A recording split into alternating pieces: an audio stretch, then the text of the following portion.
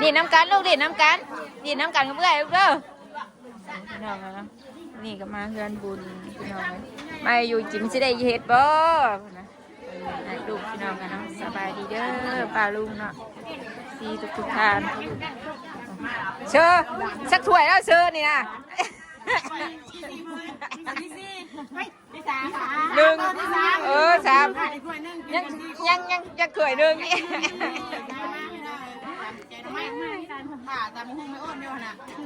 จะระวังเด้อระวังเด้อไงดังเด้อค่ะคนอย่ามากินมันกับพิษวะกับพ่อ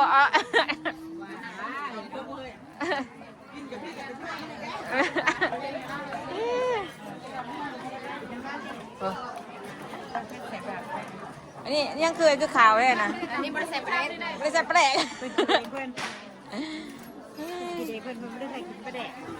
กูดองก็เลยนี่กูดองประเทศอีกคนได้นะนี่จะว่าแซ่บเองสิแซ่บเองเนาะ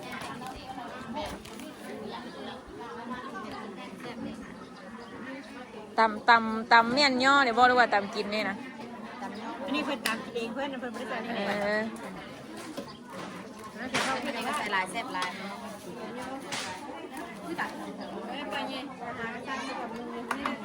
ได้กระซาม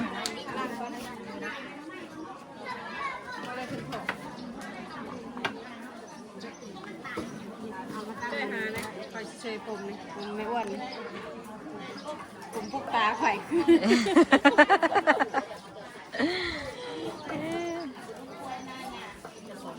ผมก็แท้ดิ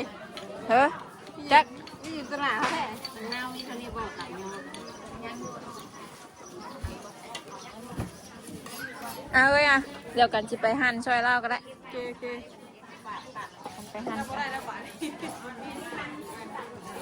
ตู้เดียวลานนะเดียวลานเด้อตู้แน่บางลานนี่เด้อ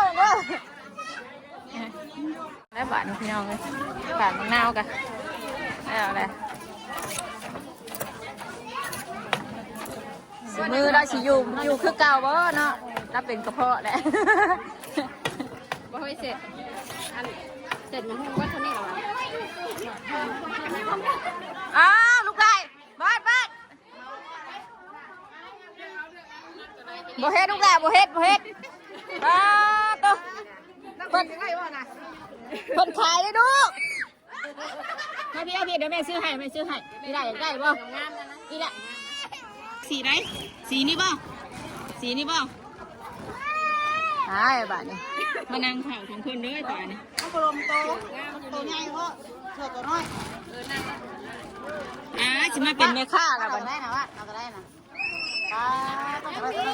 เชื่อมกันไงนี่กันไงคุณว่าใครผู้ใหญ่นะดูเสียงบอกว่าเนี่ยชีผู้เดียวบ่ให้ปันชีผู้คนโตนะเพียงเยอะก็ได้ดูมีเงินจ่ายเพิ่นบ่บ้านนี้กอดมาคนละสีเลย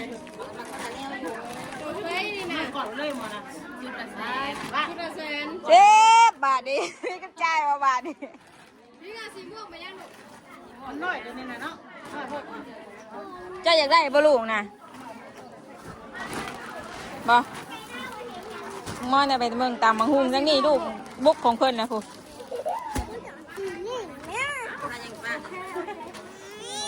เจ้าอยากได้ตัวไหนลูกโดยจะออกแชนด้วยจะออก80นึงว้าเลย80ชนแชนโอ้โหเนาะสิบ่ได้แล้วพอแชน8ตายแล้วฮะบ่ให้เปิดน้องมาเลือกอีกเอ็มเถอะมาเลือกบ่แม่ลูกเสือผู้หญิงบ่เฮ็ดนั่นลูกบ่เฮ็ดนั่นเอาตัวเดียวแล้วพ่อเอาตัวเดียวพ่อเอาตัวไหนลูกสีฟ้าบ่เอาตัวไหนน่ะบ้าตัวมาชนแกตัวที่น้อยจะเอากันเลยนี่นั่งเลยนะดิใช้น้ำพิงอันนี้ว่าน้ำพิงน้ำพิงเอาตัวนั้นนั่นบ่เบิ่งบ้าเจ้าคือมีแต่ชุดนี่ให้ลูกบ่น้ำเพื่อนกะเนี่ยเอาน้ำมือแล้วหันน้ำมือตัวนั้นแหละลูก นี่มันมีส่งมานะเห็นบ้าง เออ ลูกแมนดีกว่าลูกมีมาส่งบ้างแล้วเบิ่งก่อน แมน แมนอยู่ เราถือแว่นเนี่ย แมน นะ ทีนี้ บ้านจะเอาตัวนั่นบ่ลูก สีผ้าคือกันสีผ้าคือกันกับงามอยู่ถูกกันเลย หาสั่งอย่างได้แท้นี่ฮะ คุณพ่ออยู่มานั่งเผาแล้ว โอ้ยไม่ค่านี่มาคายชุบง่องก็ดีรอไม่อ้วนเลยห้องคนมาจ่ายว่ะนะไม่อ้วนวะแจกแค่มึงแน่มาไปใช้มึงแน่ถือเอาลูก ยังอยู่น่ะมีถุงยางป่ะมีไอ้เพื่อนถุงยางก่อน เพื่อนใส่ถุงยางก็ด้วยเอาบ่ คนละชุดบ่อยนะยังไม่ใจไปเราหนาโอ้ยหนาจะเที่ยวกระหึ่มเพิ่งจะนั่งเผาอยู่เนาะ มาบ่เอาบ่ลูกว่า เอาแล้วนั่งเผาอยู่หนาจะเที่ยวเขาจะหึง มายังมาดิมายังมานี่ โอเควันนี้ยายเมย์กูชื่อหายมือนะก็ด้วยเลยเนาะ เอาบ่ลูกเอานะแม่เอาใส่แผ่เพื่อนใส่ถุงให้ไปลูกไปให้เพื่อนใส่ถุงไป ได้ของวาดนะ เอาเงินพ่อตัวให้ชื่อขนมเนี่ยบ่ได้ขนมซับ งามคือเราก็ได้นะเลยเศษรถแห่งเป็นซิป เอาลูกว่าจ่ายเพื่อนเอา เพิ่นเคยหาซิปมีทอนอยู่บ่ในเงินใหญ่ฮะ ทอน80ก็ได้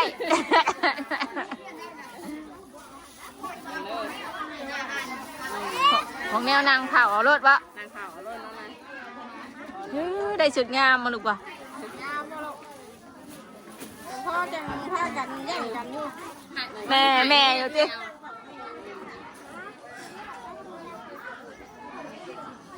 กูมีตัวนั่นลูกยางเราเอ็มนะคนละเศร้าอ่ะ ถือเอานะแม่ลูกออกมากันนี่ออกมากันนี่ให้เพิ่นขายเอาไว้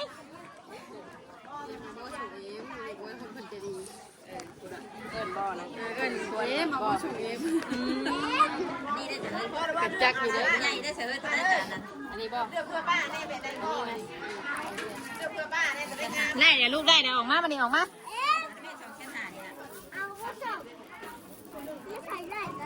แม่ลูกส่งผู้ใหญ่นี่ลูกนี่ดิเอ็มมาบ่ส่งใช้ได้เลย เอาลูกหิวคือไอ้พิงเนี่ยออกมาวันนี้ออกมาสิไปเป็นแม่ค้าบ่เจ้าเป็นแม่ค้าบ่ออกมาหน่อยแม่ลูกล่ะยังนั่งขายก็นั่งรถซะ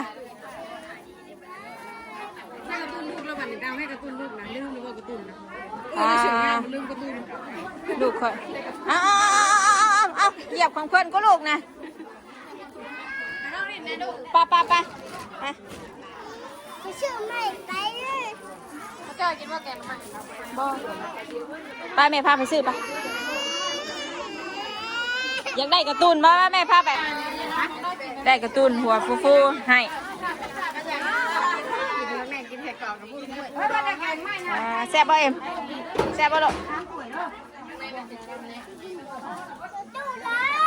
ใช้ตุลานะตุลาใช้ตุลาเมื่อไรบอกเมื่อแล้ววันตุลาน้ำขิงมาได้มัชนาก็ได้งามใช่ดุนี่ นะผู้ชุดผู้ชุด ได้ผู้ชุดเลยนี่ ไม่ได้ไปใช้สะของแม่ค้ากระจายเลย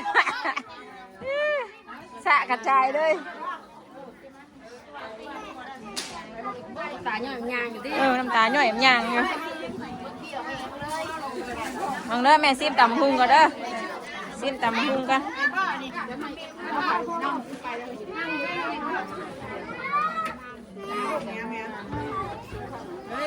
ยังไม่ลองเลย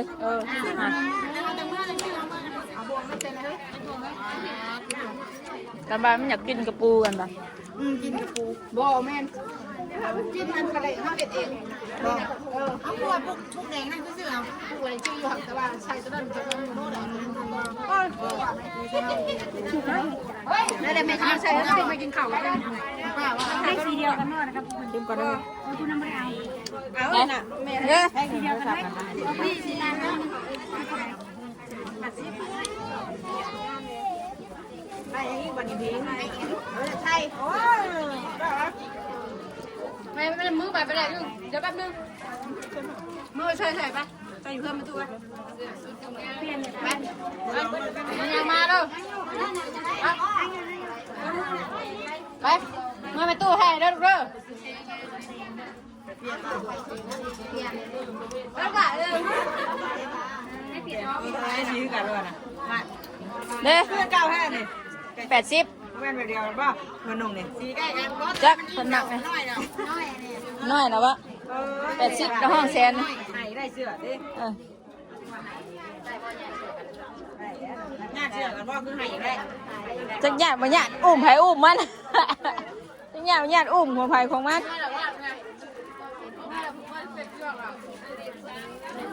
ผิงเมื่อเปลี่ยนนะลูกไปใช้วันนี้นี่ไหนอยากไปน้ำเมื่อยนะไหนเอื้อยไหมไหนเอื้อยไหม บอกเสือเล่คน ขายมีกระดาษรายงานได้เลยว่า เฮ้ยส่งนี่นะพื้นมึงแล้วก็เอ้ยตัวนี้บ่ใช้ได้เตงานขายไงส่งกระบอกกระบอก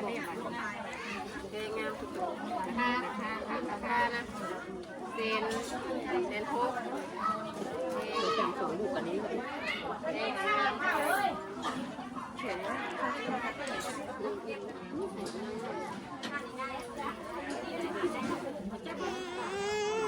ของไอ้พิงเลย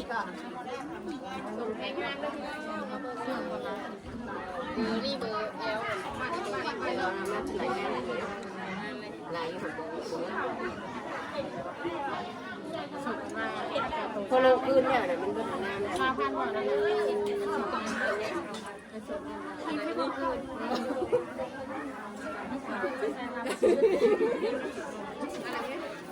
สร้างมีเลยได้เลยเราไม่ต้องเลือกเลยเจ้านี่ได้แล้วนี่ได้แล้วนี่ต้องเลือกเด้อเก่งเลยตัวนี้นะหน่อยเลยลุงหายยังคิดว่าบ้านจีจะไปกี่ป่ะเอาป่ะดีกว่านี้หน่อยนึงดีกว่าหน่อยนึงค่ะ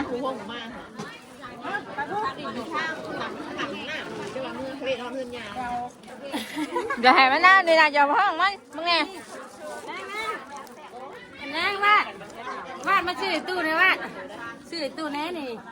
ชื่อว่าบอกต้องชื่อนะหัวอะไรบ้างวาดนะ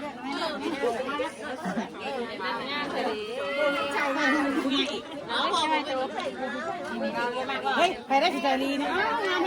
มากอะมากกะเฮาเอฟเอาลูก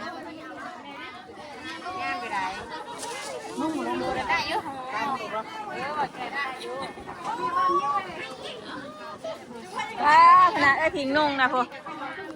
นั่งมาซื้อลมหน่อยส่งเสียง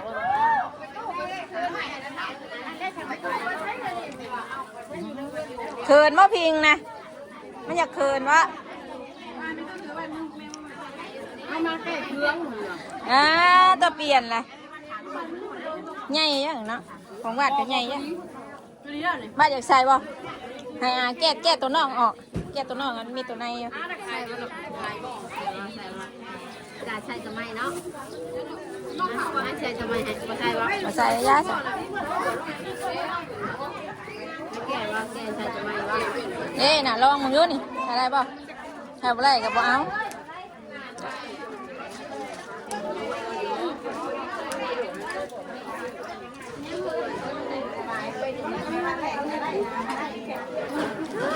ใส่จะไม่ลองมึงนะส่งมันน่ะมาใส่ตอนนั้น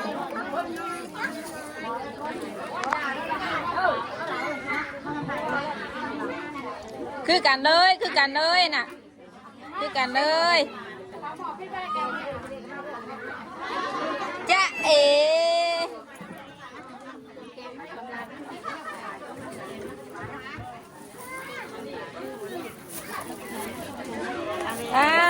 ต้องมาอ่างไอ้พาเลย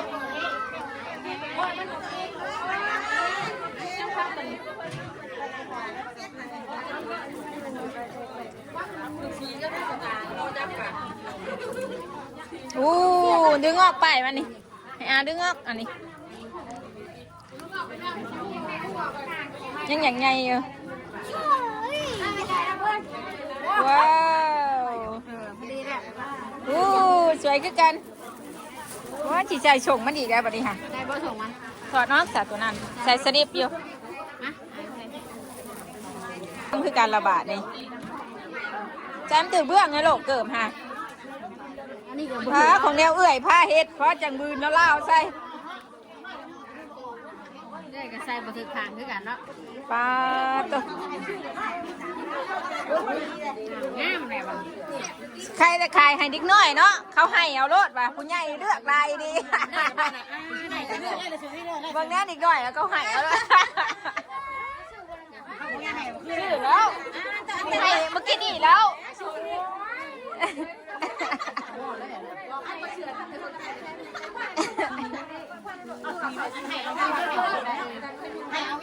อันนี้ก็กินอีกคือกันบ่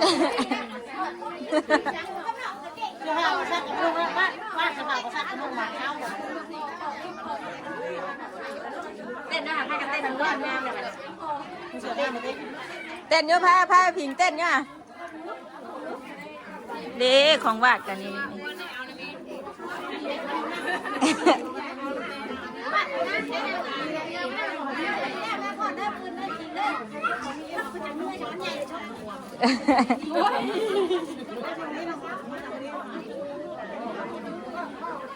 ใจแม่แล้ว เข้าใจแม่แล้วบัดอู้งามเลย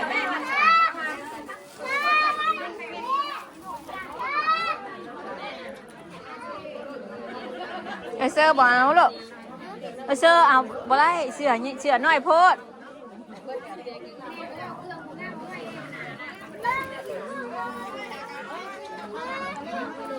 ใช่ลูก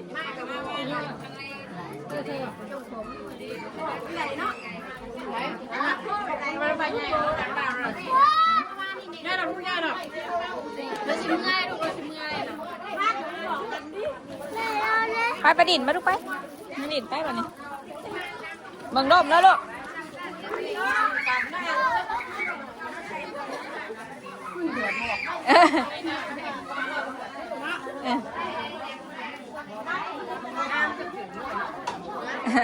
ไปละคุณ80 80พันอันนี้ไรนะเอามันจอยเนาะ ให้จอย มันจอยมันจอย ไม่ใช่ชุดงามมาขึ้นหน้าบูเต้ขึ้นหน้าบูเต้ ฮะงามงามงามมีแต่คนงาม เอ้าอยากนอนบ่ลูกนอนบ่เมื่อว่าซะให้เทเลมีแต่ให้กันส้นลวนไป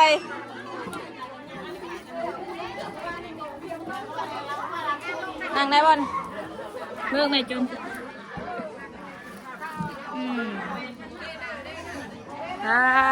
ตัวงามคือกันแท้นี่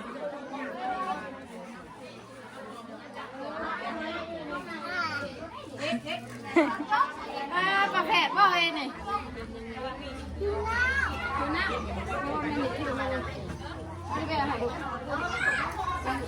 ไปหลายที่เขาเลย เรื่องบุญพี่น้องเลยเนาะทางนั้นก็ได้ป้าสนามป้าจอยก็จะขอจบคลิปเพียงสำนีก่อนเนาะพ่อแม่พี่น้องขอบคุณหลายๆเด้อที่กลับมารับชมเนื้อปลาลุงเนาะนี่ไปแล้ว